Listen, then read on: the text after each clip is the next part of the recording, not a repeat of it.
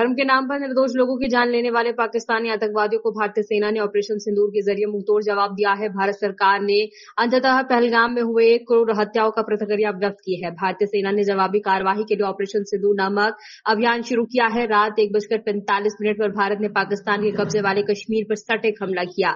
भारत का आसमान पहले से ही भारतीय सेना जिंदाबाद, वंदे मातरम, जय हिंद आदि के नारों से भरा हुआ है।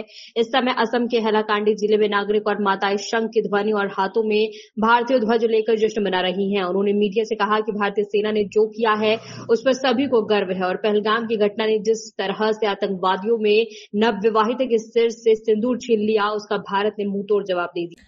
দেখো আমরা এত আনন্দ উপভোগ করছি বুঝার বলে বুঝাতে পারছি না যে আমরা সব এখানে আছি।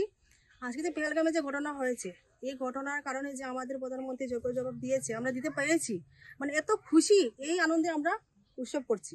ঠিক আছে, তো এখন যে বর্তমানে আবার যে পাকিস্তানের সাথে যুদ্ধ হচ্ছে, আমরা যে কালকে 9টা বোম ফেলতে পারছি, এর জন্য তো আরো খুশি।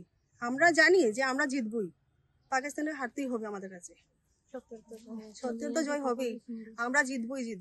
আর সিঁদুরের বদলা তো আমরা নিবই। একটা মেয়ে নতুন নববিবাহিত হয়েছে, আর সিঁদুর কেড়ে নেওয়া হয়েছে, তো এই সিঁদুরের বদলা আমরা নেব।